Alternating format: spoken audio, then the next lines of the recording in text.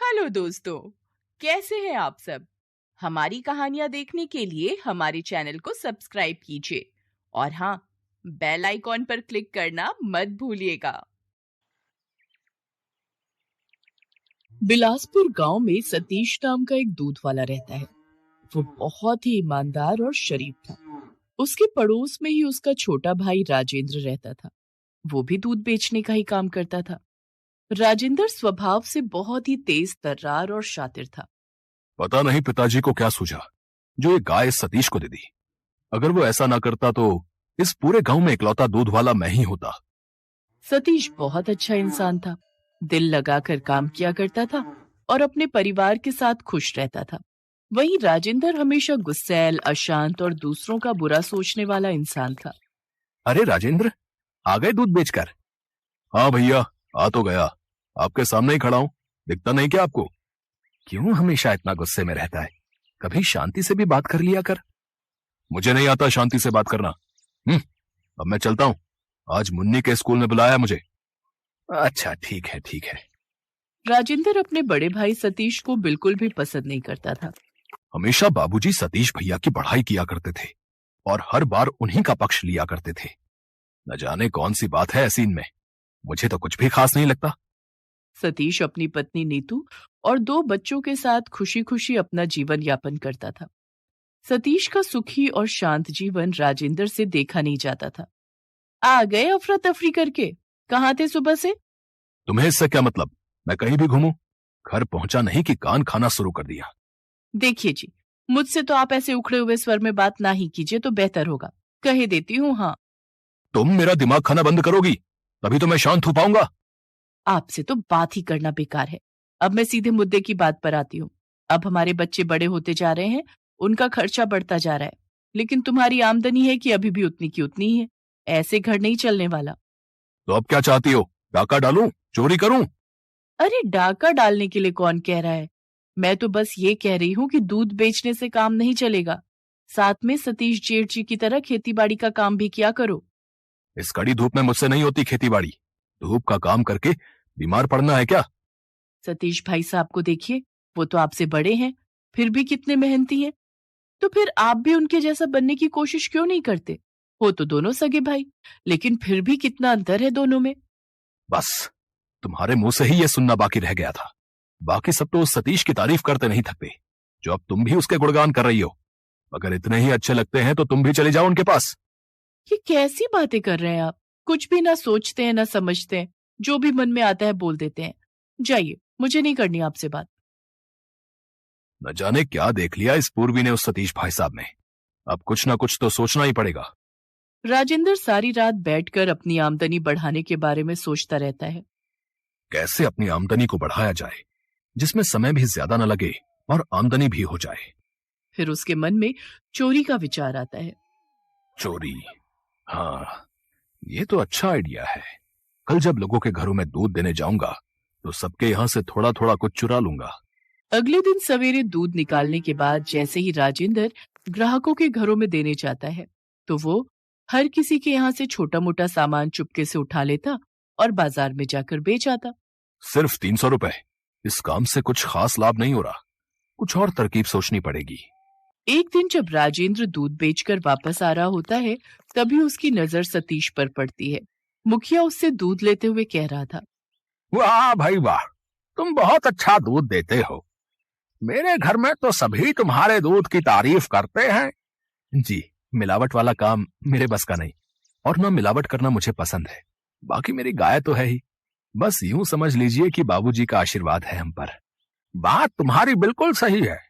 अच्छा, अब मैं चलता हूँ। कल भी मेरे लिए 2 किलो दूध बचा कर रखना। जी जी बिल्कुल। राजेंद्र चुपके से दोनों की बातें सुन रहा होता है।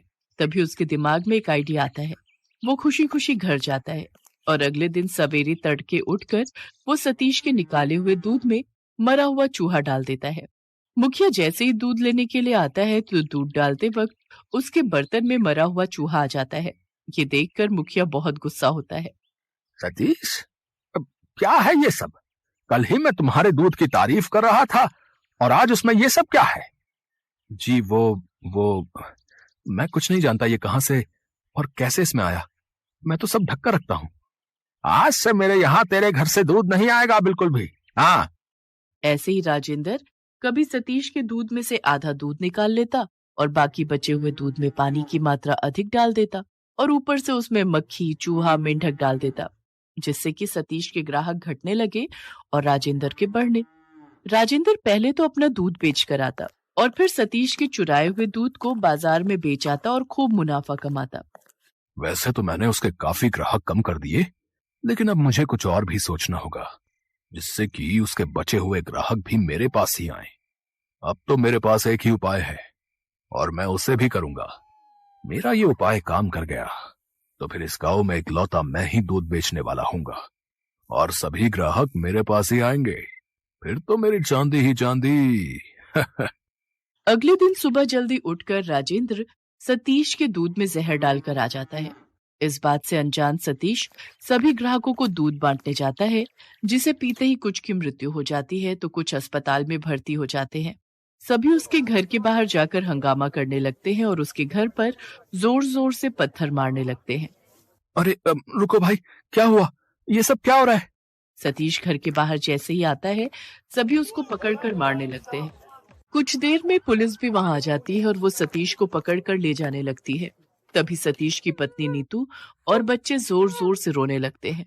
नीतू पुलिस से कहती है, रुक जाइए साहब, मेरे पति निर्दोष है, इन्होंने कुछ भी नहीं किया। लेकिन पुलिस उसकी एक नहीं सुनती और घर पर बैठे बैठे नीतू सारा दिन रोती रहती। एक दिन वो सोचती है, आखिर कौन है वो जिसे इनके जेल जाने से फायदा हो सकता है। तभी उसका ध्यान राजेंद्र पर जाता है और वो उस पर नजर रखनी शुरू कर देती है। अब गांव में इकलौता राजेंद्र ही दूध वाला था। उसकी अब खूब कमाई होने लगी थी। वाह वाह वाह, उस सतीश के जेल में रहने से मुझे कितना फायदा हो रहा है। मेरी कमाई दुगनी हो गई। अब तो राजेंद्र खूब खर्चा करता, जेब में खूब पैसे लेकर घूमता। अब बोलो पूर्वी, मैं उस सतीश से बेहतर हूं कि नहीं? देखो देखो, अब कितनी कमाई हो रही है, हैं? अगर ऐसे ही कमाई होती रही ना तो कुछ दिनों में मैं हमारे लिए एक नया घर ले लूंगा, बड़ा वाला। हाँ जी, ये तो कमाल ही हो गया। आपकी कमाई तो अब खूब अच्छी हो रही है। अच्छा, मैं सोच रही थी कि पहले तो पैसों की तंगी की वजह से मैं मायके नहीं जा पाती थी, लेकिन क्या अब हो आऊं? हाँ हाँ, क्यों नहीं, जितने दिन रहना चाहती हो रहो, अब मैं बहुत खुश हूँ। अगले दिन पूर्वी नीतू के पास जाती है और उससे कहती है, भाभी, मैं कुछ दिनों के लिए मायके जा रही हूँ, क्या आप इन्हें खाना बनाकर दे देंगी? हाँ हाँ पूर्वी, क्यों नहीं, ये भी कोई कहने की बात है। रात को जब नीतू राजेंद्र के लिए खाना लेकर आती है तो देखती है कि राजेंद्र नशे की हालत में होता है। अरे भाभी, आप यहाँ? हाँ, खाना देने आई हूँ। रख दीजिए। वैसे एक बात पूछूं, आपको और बच्चों को सतीश भाई साहब की याद तो बड़ी आती होगी ना? अब आपको पता है उसको जेल किसने भेजा? मैंने। आपने? जी, बिल्कुल सही सुना आपने, मैंने। लेकिन क्यों? मैंने ही तो उसके दूध में जहर मिलाया था ताकि उसको जेल हो जाए और मुझको मुनाफा।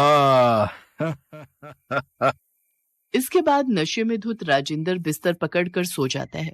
नीतू घर में छानबीन शुरू करती है, तभी उसकी नजर जहर की शीशी पर पड़ती है। इसका मतलब राजेंद्र ने ही जहर मिलाया था। अभी तो इसने नशे की हालत में सच उगल दिया, लेकिन सवेरा होते ही ये गांव वालों के सामने मुकर जाएगा।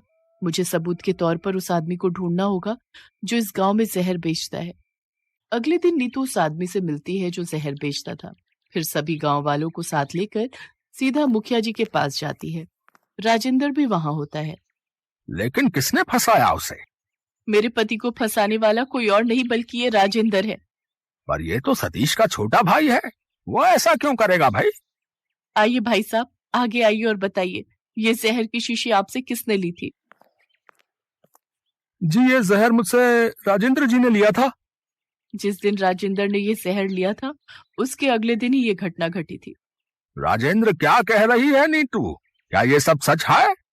मुझे माफ कर दीजिए मुखिया जी, ज्यादा पैसों के लालच में मैंने ये सब किया ताकि मेरी कमाई अच्छी हो जाए।